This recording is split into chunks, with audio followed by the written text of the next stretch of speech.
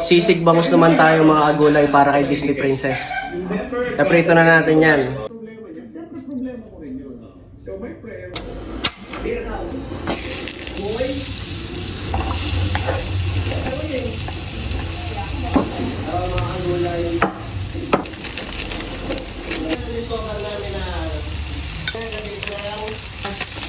Ganda ba, bebe? Maganda.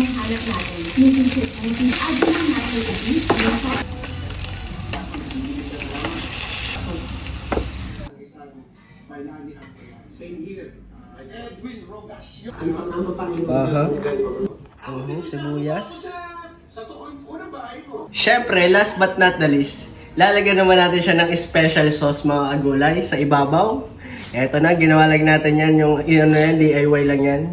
Let's go. Hop. Nanginginig-nginig pa. Jacob! Gisingin. Nakakawat pa ako ng pet. Sisig bangus mga agulay. Let's go. Sarap. Sa school. Aha. Ano? Yummy.